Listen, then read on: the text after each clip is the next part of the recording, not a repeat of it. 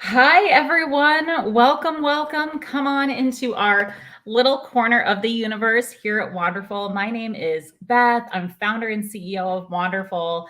I am really excited for this conversation today. I know we're going to have a really good time together, and I'm looking forward to all of your thoughts and questions and ideas and comments, and also this really awesome panel that's coming up. So before I introduce everyone, I want to tell you a little bit about some of the stuff that we have going on here and then formally introduce our panelists.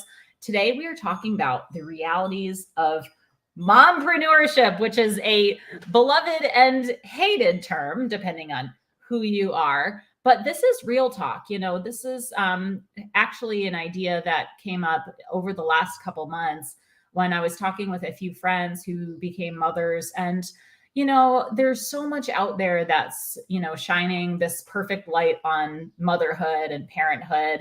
And I think as content creators and as entrepreneurs in the travel space, there's a lot of good stuff and there's a lot of challenges and there's a lot of exciting chaos along the way. And I wanted to have a real conversation about that. And so I'm really thrilled to be here with all of you to be able to have that and to shine a little bit of light on what the experiences are and hopefully give you all some good takeaways along the way. But before we do that, let me introduce you to some of the stuff that we're working on. Of course, the first thing, because Christine, our head of social, is going to hate me if I don't say this. So let's get social. If you are following Wonderful, great. Make sure you take screenshots, take notes, tag us in anything. We're at She's Wonderful on Instagram and Facebook. You can also find us on Twitter as well. We would love to be involved in your world. So go ahead and follow us if you haven't yet. And if you don't know Wonderful, I want to tell you a little bit about who we are and what we do. Wonderful started as a blog in 2009. I started it during my own travels and has morphed into this incredible community and collective of travelers and travel content creators and members of the industry who are on this mission to make travel better for women worldwide. And when I talk about making travel better, I talk about leveraging our own unique skills to be helpful to each other. I also talk about this concept of all women, which is incorporating a whole bunch of different meanings, both intersectionalities, both thinking about the types of women that are involved in the travel industry. I'm talking about not just the travelers, but women who work in hospitality, women who live in the local communities that travel is affecting, and making sure that this ecosystem is responsibly and equitably serving everyone and really standing up when we're finding that that's not the case. And so, in time, from a blog to a global community, now we have 50 chapters all over the world. We have a number of conferences that we run, from the WITS Creator and Brand Summit that we do. Our next one is in Puerto Rico in May. We're doing a WITS Global Activation in Poland this fall. And we're also having a number of traveler-focused events as well. We're doing our first global meetup in Mexico City. We're going to connect with our local Mexico City chapter. We have 40 women that are all coming this November. And then in February is Wanderfest, which is the first major outdoor travel festival by and for women. We bring hundreds of women travelers together downtown to New Orleans. We're on the Mississippi River. We're doing music and dancing and inspiring conversations about travel, and this whole Celebrate Women marketplace and a parade down the Mississippi. And it's just a really special time, and I think speaks to the spirit of uniting women together, supporting women across the travel industry, but building lifelong connections and having real and important conversations. And so it's a couple of things that we're doing on the screen that are coming up.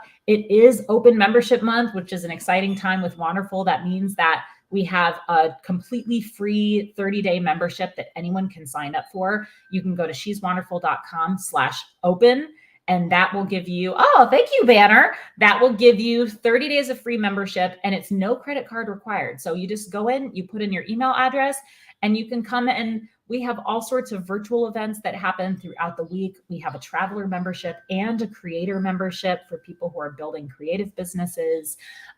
You'll have access to our 50 chapters at all of their events. We have a local meetup directory where you can actually find and meet other people whenever you're in a new place and you want to meet up with somebody who lives there. And we have a great volunteer program. If you fall in love with Wonderful, but at the end of the day, you feel like, oh, I just can't make, a monthly payment work. We have a couple things. One is a volunteer program. You can sign up and be a volunteer and get a year of free membership.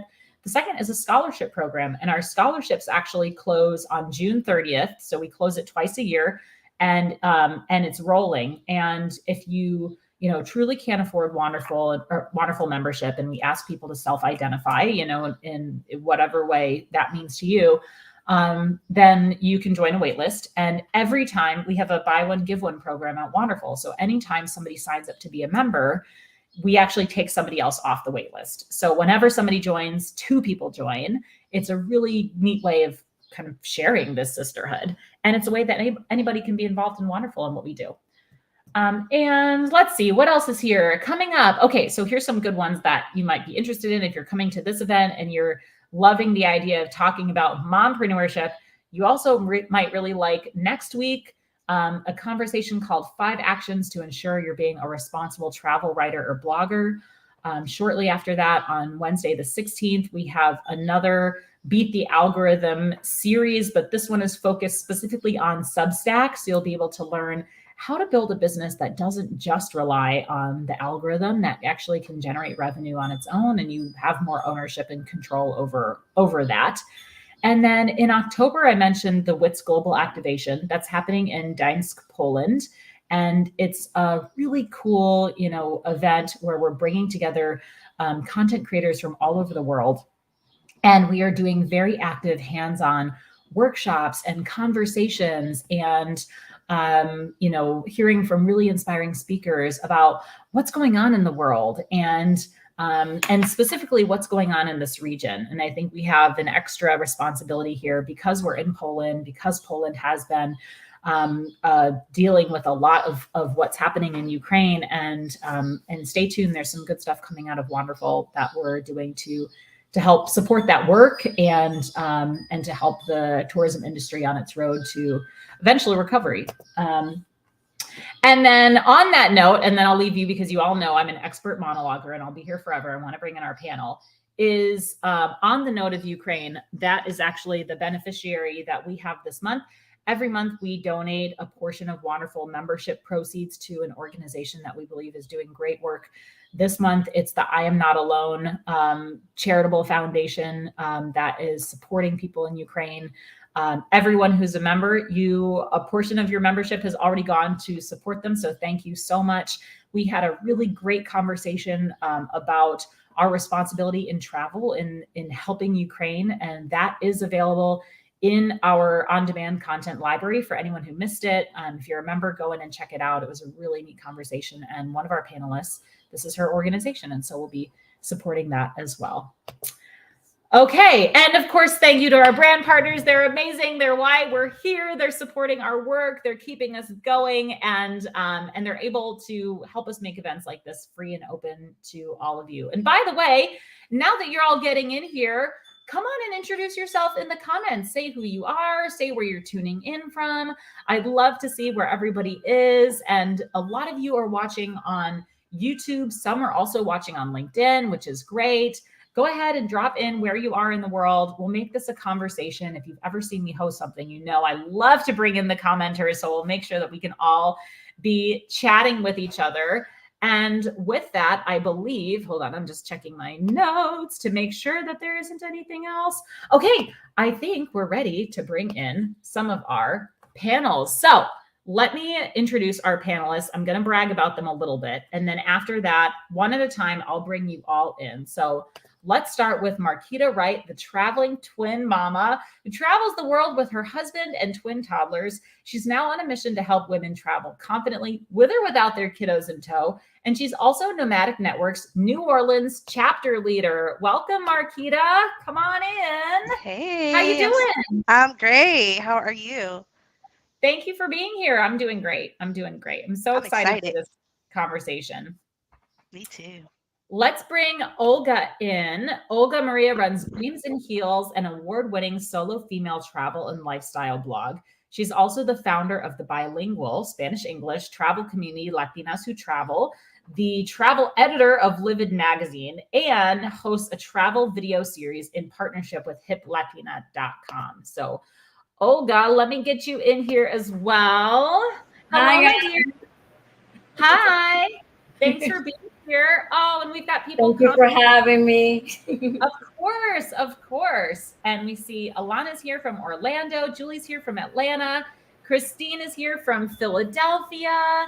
Come on, keep on going. Oh, we've got Montreal represented in the house. So come on in and let's bring in our last panelist, Astrid Vinji, the creator of The Wandering Daughter, a site dedicated to helping families experience travel in an educational, transformative, and sustainable way.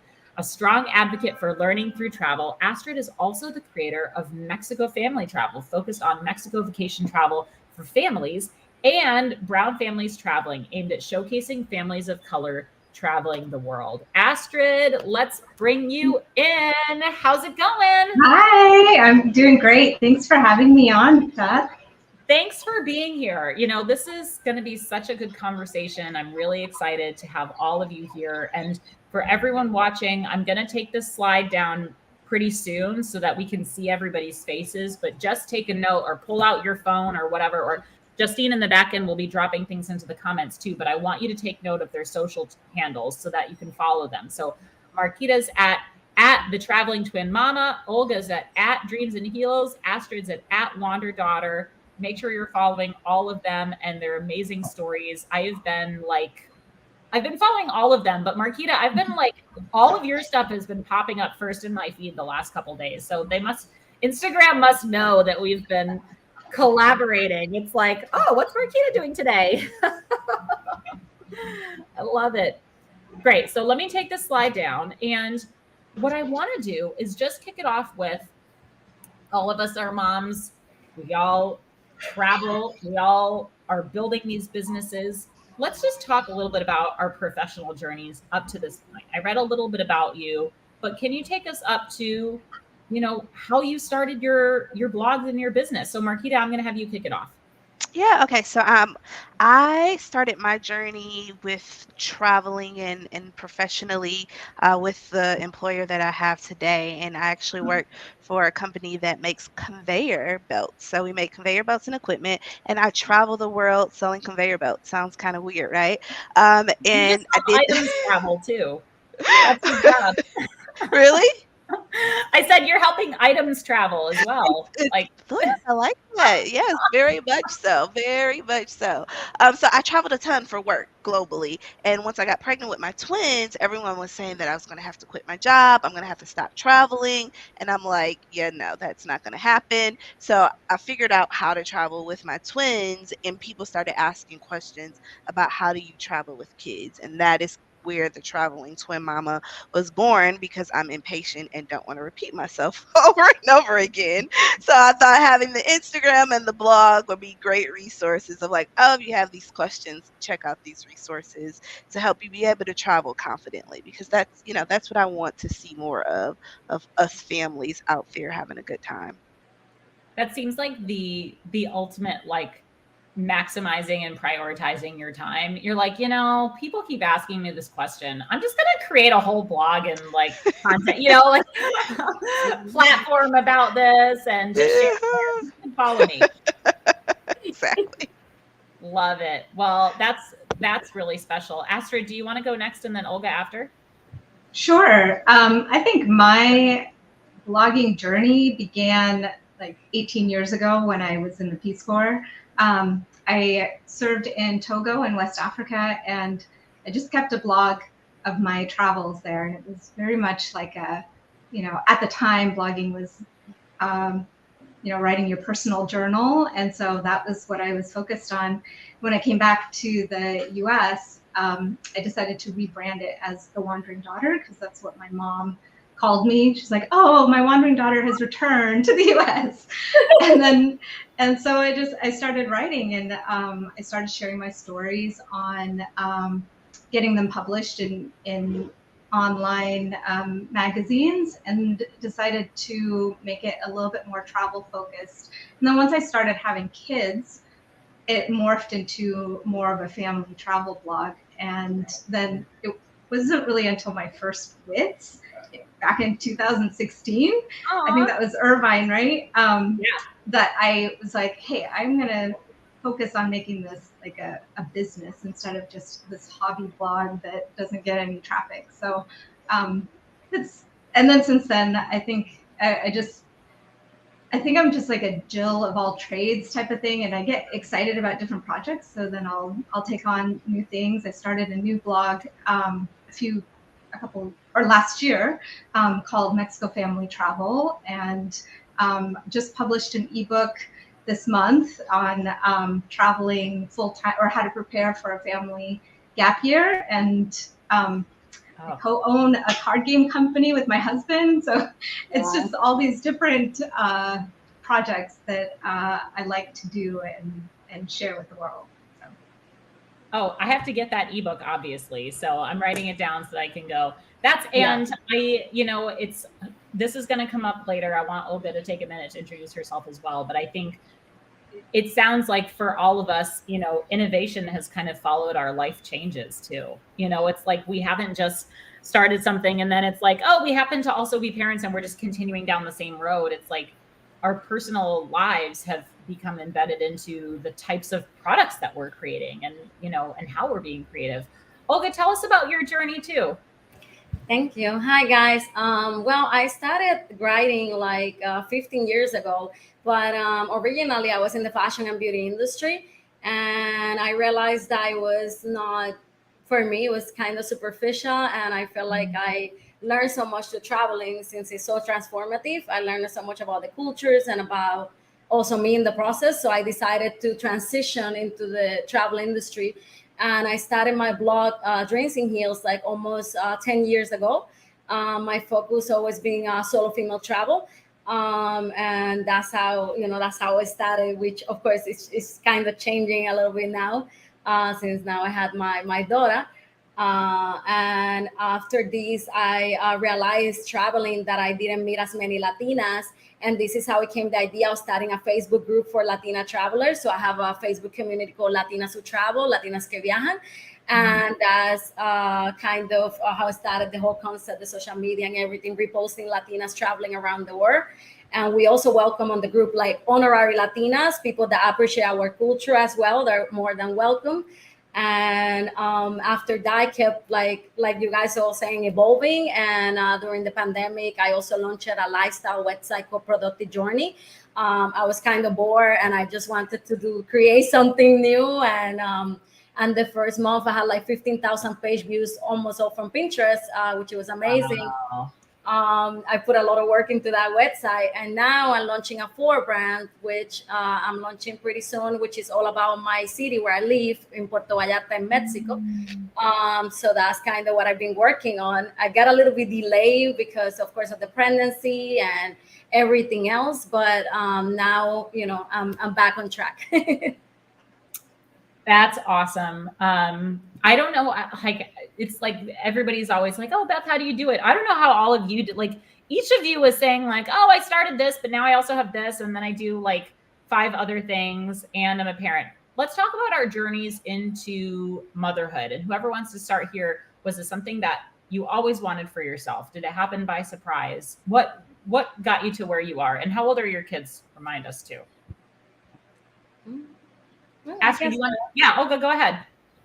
Well, honestly, it was never my dream to be a mom. I actually always say I didn't want kids since I was 16. So it took me by surprise for sure. I'm 37 years old now. And it was something definitely that kind of transformed my life completely. At the beginning, I was not happy. I was not thrilled about it. So that's why I never share it on social media first. I felt I wasn't ready, to share my journey, I guess. But once I processed everything, and I actually took a solo female travel trip to Guatemala, pregnant at 7 months, I felt like during that trip I connected with myself more, and I felt free again. I felt like I was myself, and I realized that I guess I could still do what I love while I have a baby. But if I'm honest, at the beginning, I felt like it was the end of the world. Like I was gonna lose everything: my travel career, my dreams, my freedom, and I just didn't know, what to do. I just felt like totally lost. But I think once I have my baby, she just turned 8 months 3 days ago. I connected with her, and now we have been in like over 5 flights. She have been in the pilot cabin. She already earning her Delta wings. I mean, we have pictures with pilots, with flight attendants, and thank God I have a baby that she's always she's a very happy baby. She's always smiling. She barely cries, thank God. And she basically slipped at some point. Even the flight attendant told me, "Oh my God, it doesn't even look like there's a baby here. I even forgot about it," because she's just very calm, thank God. But definitely it have been a process. Are you incorporating her into your content now? Yes, I am, little by little, and I'm also launching another brand for her as well. So, like for her, like it's all about her. No, it's gonna be motherhood tips, and of course Nice. my life with her for sure.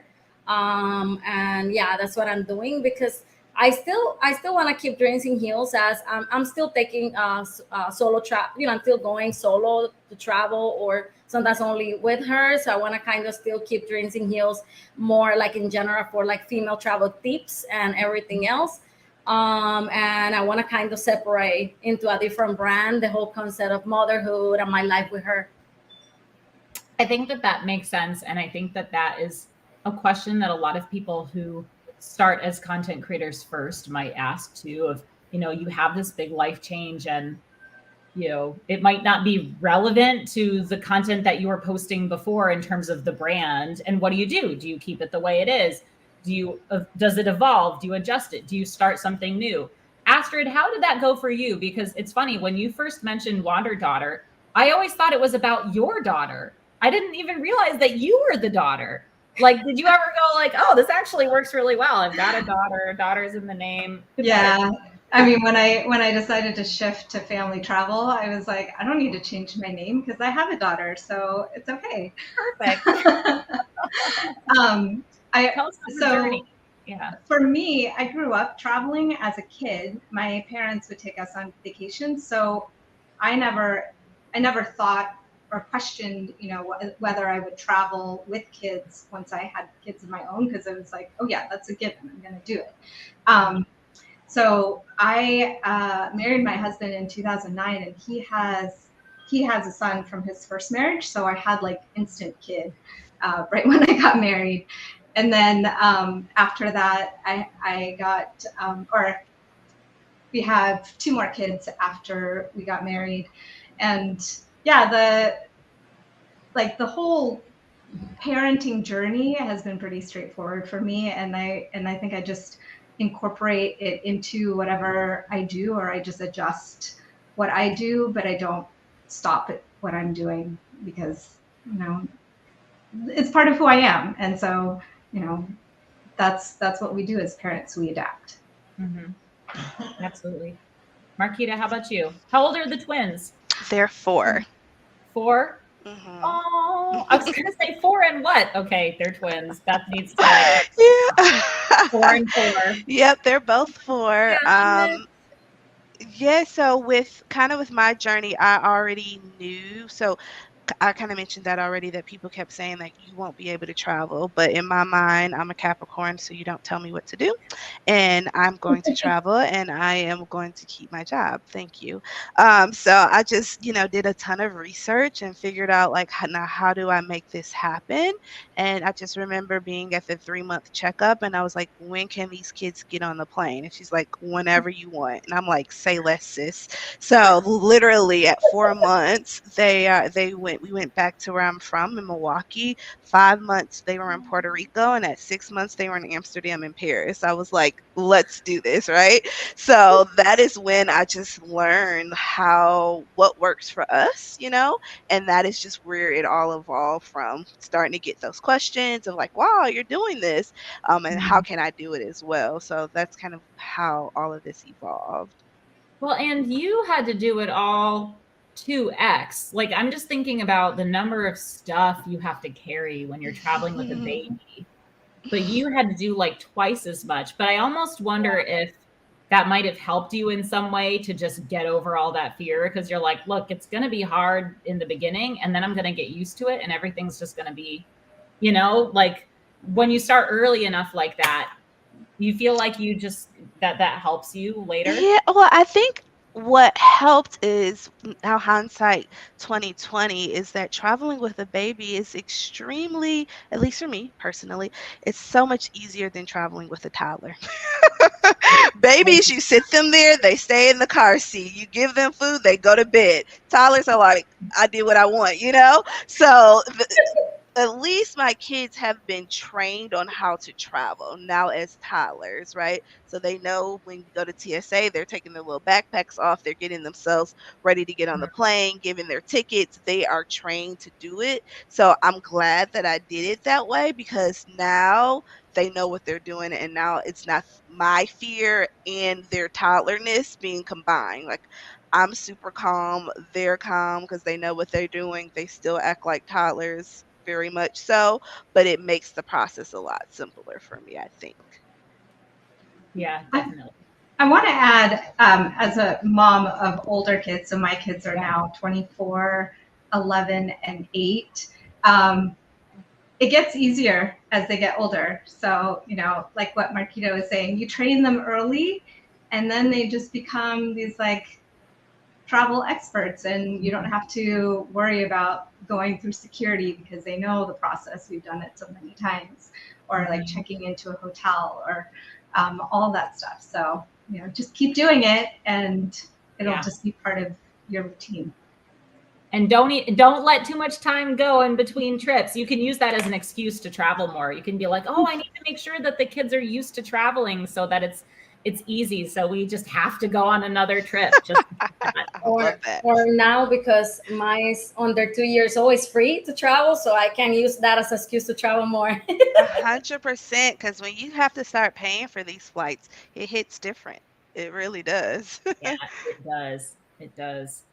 That's awesome. Olga, any quick tips for you traveling with a baby right now for anyone who's like prospective parent who's going, how am I going to do it with a baby? Well, honestly, for me, the easiest thing happened, I bought this stroller that converts into a luggage, and I just kind of like put her on the baby carrier, and then I carry that on board, and it's so much easier. And then once I get off from the plane, I put her back on the stroller, and I have a backpack with all her things, that I need on board, like, baby wipes, diapers, and I always bring toys and anything that I feel she will need. So I try to be, I guess, as light as possible, only with that stroller, with the backpack and the baby carrier. And then, I don't know, it works for me perfectly. So I think you're like, the way you're just rattling this stuff off, it's like becomes so natural to just think, okay, I've got to just, get the stuff. And that's, I think, a really important part of it, just in the travel side, is like, you do it as early as you can, because then it becomes habit. It becomes habit for everybody. And it's easy. And I think the people who are the most nervous about it, like, my biggest advice for them is like, stop being nervous and just do it, because the sooner you do it, the easier it's going to be every time. But if you put it off, then you're getting anxious. The kids are going to be anxious. So just do it early. And so, of course, we've all adapted pretty well into traveling. I want to move this into the career conversation and what it is to be, a mompreneur, an entrepreneurial mother. I mean, how much do you think motherhood has really shaped this entrepreneurial career of yours, and what kinds of changes have you had to make? Olga, do you want to start off, because you've most recently had to adjust this? Well, I feel that, I mean, the only thing is, of course, I have to balance out more the time that, of course, I spend with the baby versus the time I work. So sometimes I have to work at odd hours since maybe the baby's taking a nap, or sometimes even I'm working now more at nighttime, which is sleeping. And I feel like also I have to plan a little bit more than before, because before I was a little bit more, I always say spontaneous, in the sense that I could say, oh, I'm leaving tomorrow, and then that's it. And now I have to plan things a little bit better, since I need sometimes the support from either her dad, or sometimes even right now I'm in Puerto Rico, and right now while I'm here talking to you guys, my sister is watching the baby in the other room. So I need more, I guess, a stronger support system that I guess I needed in the past to be able to balance out all the work. I think that have been the difference. The good news for me have been that since I work fully remotely for like over 15 years, I'm used to working like down the pressure on the go. So it's, I guess, easy in that sense. And I still am able to spend time with my baby to don't miss any of her developments, and also work at the same time. Mm-hmm. I think it can be one of, honestly, like the biggest gifts in a lot of ways to to have the flexibility to create, a career of your own while also raising children. And in a lot of ways, it's really hard, for sure. I'm not gonna, downplay that. But in other ways, I still remember like being pregnant my first time. I have two girls. Being pregnant the first time, and you wake up with morning sickness, and I would just be like, I'm just going to cancel those meetings and move them to another time. And like to be able to even have the flexibility to say, I don't feel well today, so I'm going to move this, or I'm going to prioritize my work where I need to prioritize my work. And if I need to take a nap today, I can do that. If the baby's up and not going to sleep, I can do that. I mean, the number of meetings that I've just had her there, and I've been like, I don't answer to anybody, so if you have an issue with this, bye. Like I don't need to talk to you. So I've like created this whole other universe of, it's okay for people. And I wish that we as a society could normalize that even more, that this is just part of not everybody, but a lot of people's lives. And we have to have that tolerance for other people and the life responsibilities that they have. Marquita, how are you doing it? Because you've got a full-time job too. A good question. I ask myself that often. So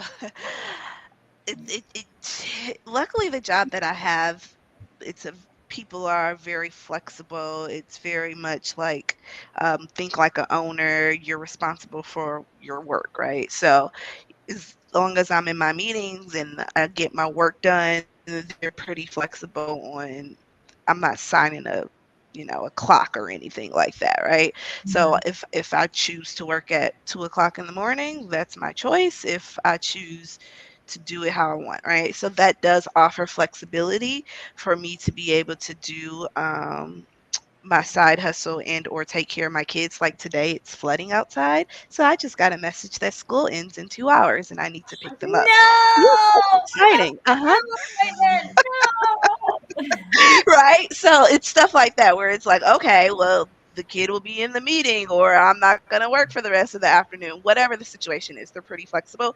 And then with I had to learn early with my side hustle that I'm only one person and I have to outsource things. So there are parts of the traveling twin mama that I outsource and use. So at the place that I do work, we always say use your best. So where do you provide the highest and most value, right? So I had to determine in the traveling twin mama, where do I personally provide the highest and best value? And in that is where my voice is spoken. So maybe I may have somebody write my blog post, but when I go back in and edit it, I edit it with what I would say, like, girl, I wouldn't say that. Let me switch this up. Like simple stuff like that, where it keeps it unique and it keeps it authentic to myself. But grammatically speaking, like someone else can handle all of that stuff. So learning what you can do and what you, not just what you can do, but what you bring the most value at, and then outsourcing the other things. So that's the great thing of having a full-time job.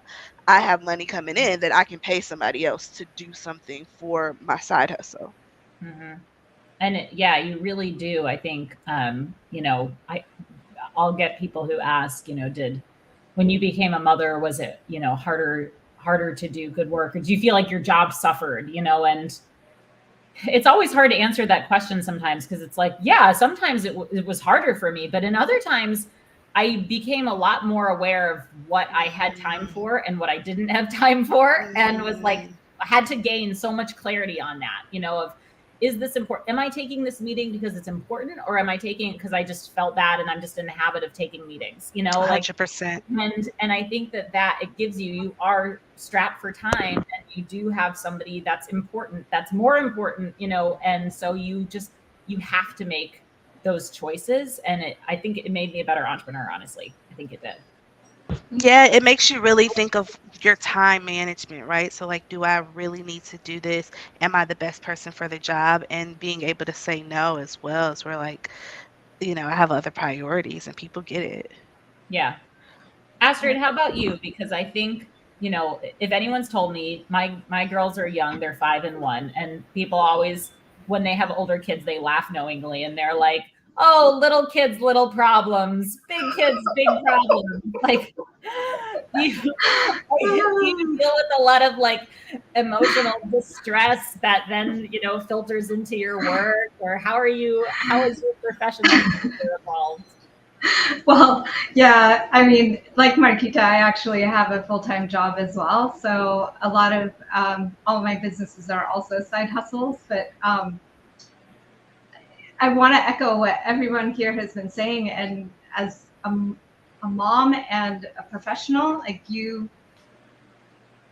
have to choose the things that you do because your time is limited.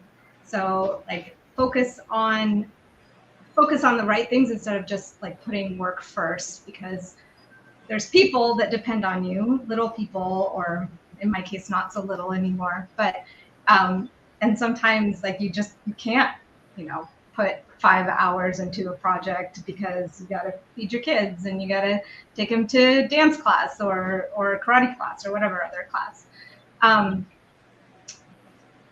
What I wanted to say too is just to answer your question, Beth, it does, in some ways it's easier, but then you have all the, compared to like, the toddler problems, but now it's like we're getting into the teen age. So it's a little bit more of like emotional, support to our kids. And sometimes that's also just as draining, maybe not physically, but emotionally. So, yeah, for sure. How is this filtering into all of your content? And I want to shift this conversation into, a little bit of what we expect from content creators. And, I oftentimes tell when I'm talking to a brand that, is maybe somewhat new to content creation, or maybe new to just how content creation has evolved. And, and there's always this question of authenticity. And, people who have worked with huge, celebrity influencers are concerned. Often they'll say to me like, "Oh, are they just like, is this going to be real? Are they, is influencer a bad word?" We've talked about this in the wonderful community before. I think on the level of micro influencers and the level of a lot of most influencers, I think it is really important that we are actually super authentic and that we're telling these stories. That's what our audiences respond to, is that authenticity, is that storytelling. But I also feel like there's authentic storytelling, and then there's like scaring people. And I'm kind of like trying to balance that as a parent sometime, of like, you want to tell people Marquita's laughing. You want to tell people the reality of your life, but it's like really hard to kind of package that and to be really authentic about what your life is like as a parent. I mean, how are you telling your story as a creator and as a parent? And are you struggling with how to do that in an authentic way?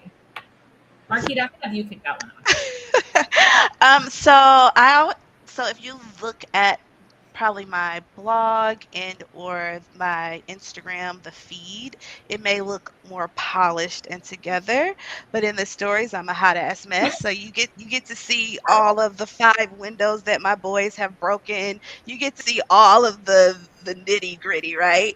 And and I am super authentic in the perspective of that. So kind of how Olga was saying is like I'm very clear with my community that I am not the mom that loves motherhood. Like this shit is hard, and I'm 100% authentic with the ups and the downs that I personally experience with it. And my audience finds it very relatable to feel that they're not alone, right? So I think people like glorify being a mom and being married and being a Right. all of this stuff, right? Perfect. And it's for me, I want to be the person where it's like, girl, let me, like the auntie, come here. Let me tell you really what it really is about. Yes, it's beautiful in a lot of aspects, but make sure you realize all of these other things as well. So I try to do that. I do have to balance how much of it I show, or what aspects of it that I show. So for example, people are like, oh, well, whether my kid has a tantrum while traveling, that's why I don't travel. So I wanted to make a story about your kid is going to tantrum wherever they go, right?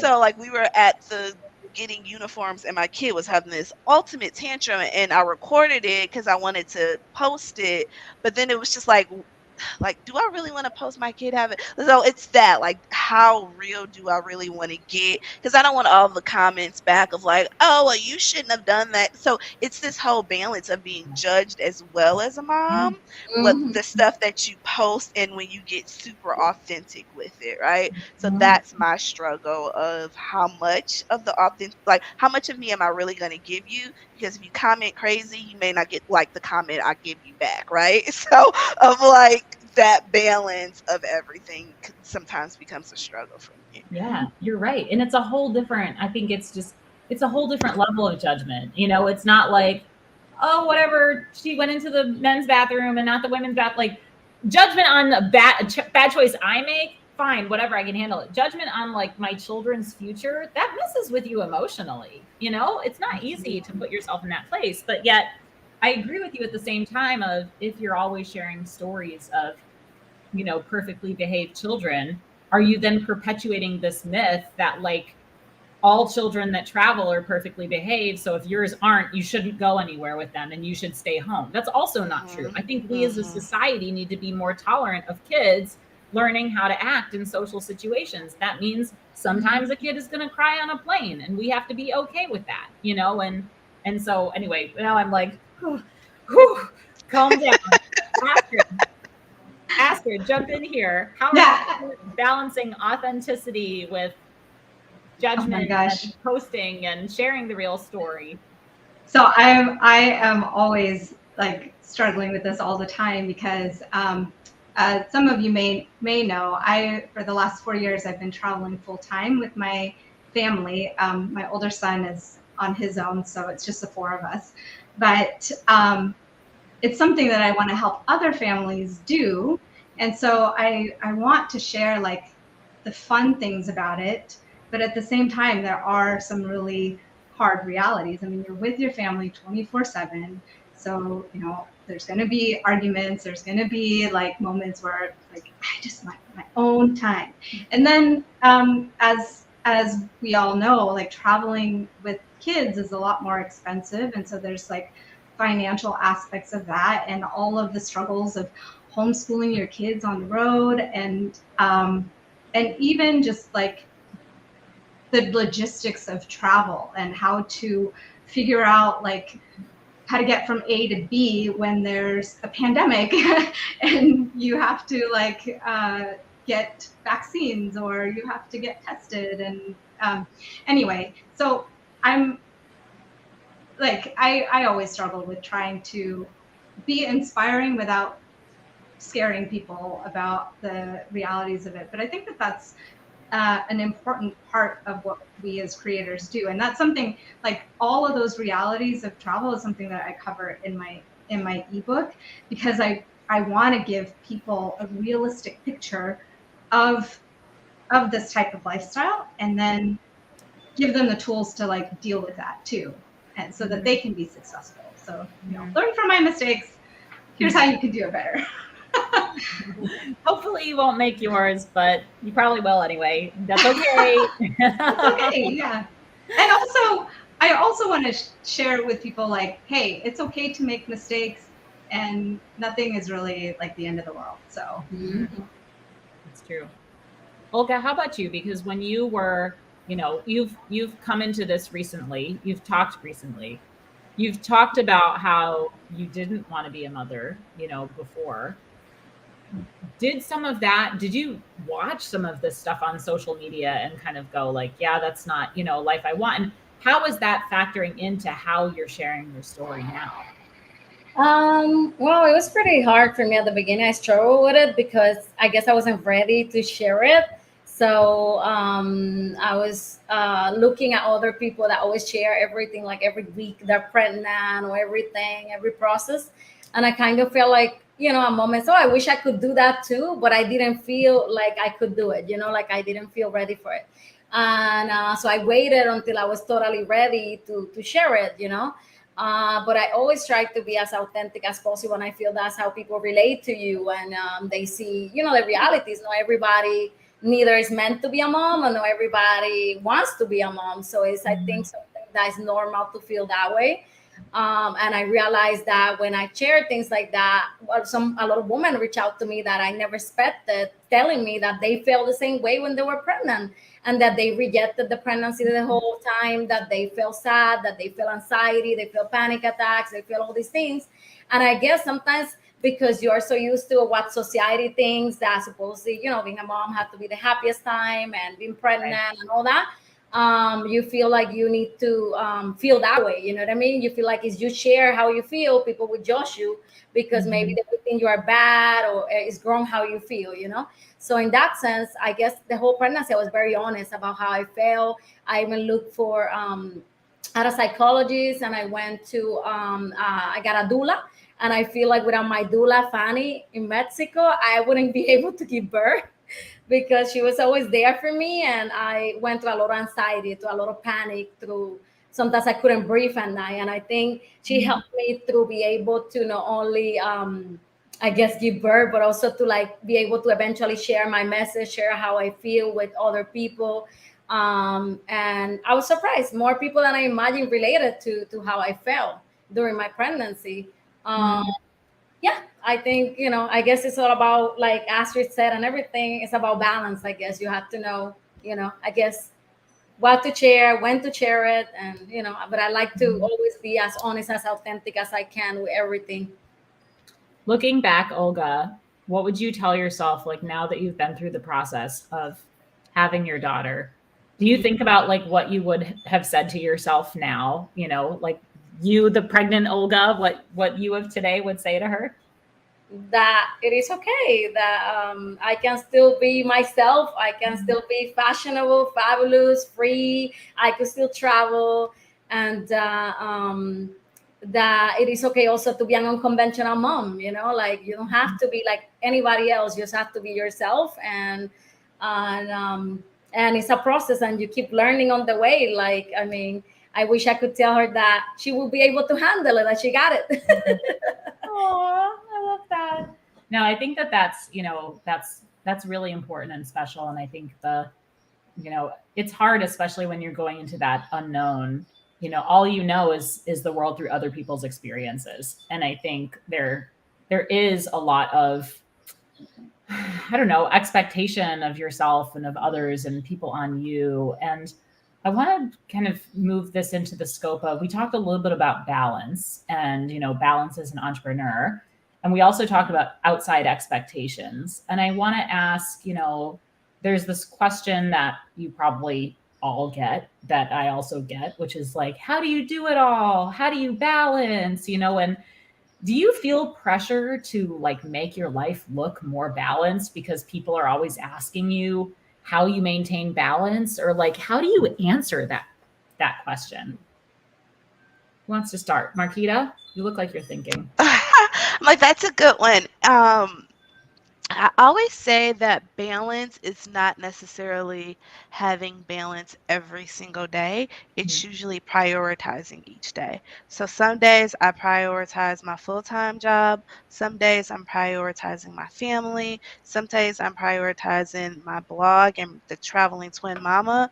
And then some days I'm prioritizing myself. So it's like that whole in the whole year, how many days have I spent doing what, right? And not each day trying to prioritize all of the things, because it's really hard to do that within 24 hours. So that's kind of how I look at it. So people are always like, you guys are always on vacation. And I'm like, true. True. But the reason is because when I am at home, I am working super hard with the kids, because no, like we don't live by our family, so we don't have any help that we don't have to pay $20 an hour for. So it's like I am working with the kids, I'm working my full-time job, I'm working my side hustle, so I work super super hard every single day. So for me, I deserve a monthly vacation, and that is how I balance out my self-care, some more of the family fun activities, in relations with my friends and my husband. So that's just how I balance it. If you want to stay home all day and you balance it a different way, then that's totally cool. It's figuring Right. out what works best for you. And we've got a really good comment. I know it came up earlier, but I just want to bring it up again. It came in on LinkedIn. As working moms, it's so true.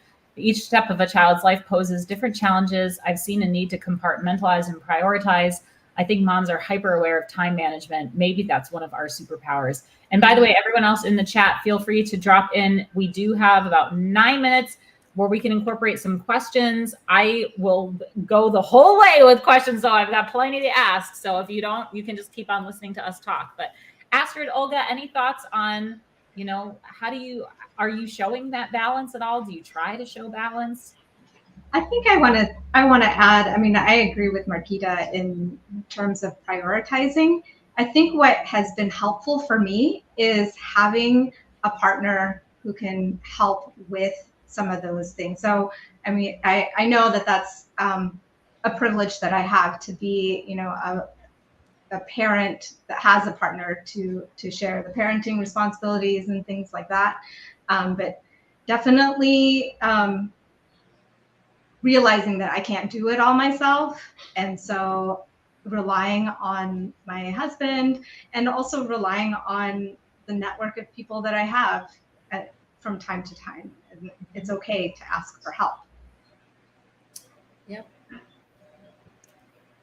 Olga's like, yep. I agree with both, with Marquita about the prioritizing part and with Astrid about the partner, because definitely when I need self-care time, when I go to a massage or I do this, or I go out with my ladies to the beach or whatever in Puerto Vallarta, I always leave the baby with the dad, and we share like some of those responsibilities.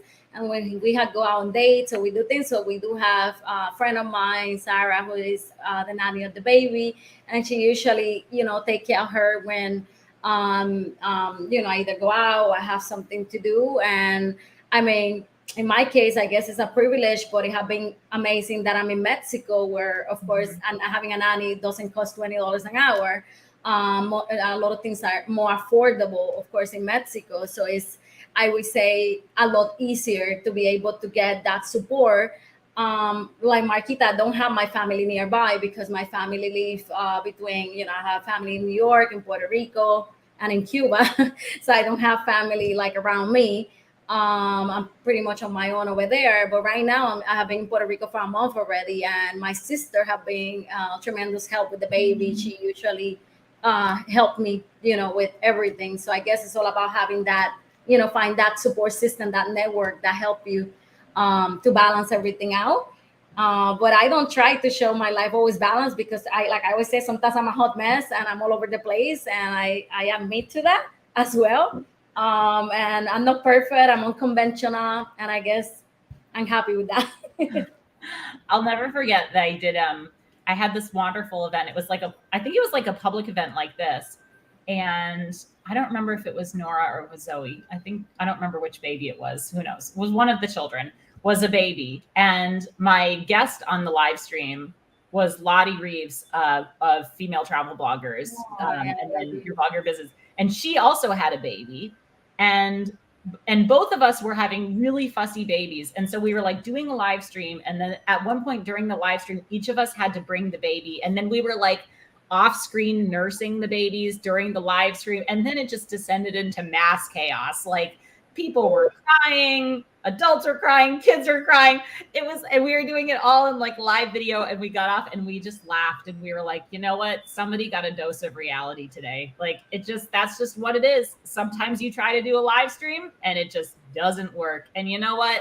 Hopefully somebody learns something, and you just take it in stride, and that's all you can, all you can do. Nobody's hurting, nobody's suffering, like we're all okay. So I think back on that a lot, because it's like, what can you do? And the other thing is that yeah, I mean, and the other thing, honestly, I think, and I live in the US, I actually take comfort in a weird way in the fact that a lot of the problems that I do have as a parent, a lot of the challenges I have as a parent are systemic level challenges. Like Marquita, you're talking about $20 an hour childcare. The fact that we don't have good childcare solutions.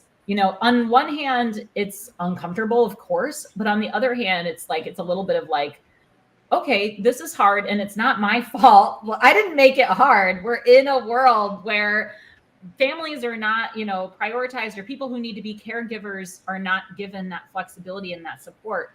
If you could wave a magic wand and just like make it easier for people to be, I'm talking about parents, but I'm also talking about any kind of caregiver, what things would you just change, right? Like if you could just get one wish granted that makes life across the board easier, what would it be? You got it. I guess more childcare solutions available will be one of them. And I think also I think mental health should be more prioritized, and I think it should be more options available, more free options for people. Because I feel like I think anybody most of the time, needs it. Like I think, in my opinion, mental health, self-care is so important, and I think it should be more prioritized. I love it. Astrid, Marquita, what would you change?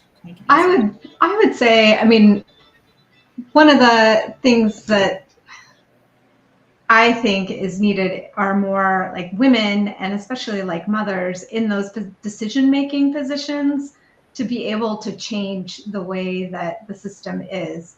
I would love to have, subsidized childcare for jobs as like a benefit, and if there's somebody that's in that position to make that change, then that's much better. So that's my hope, is to have more female CEOs in the world or mother CEOs.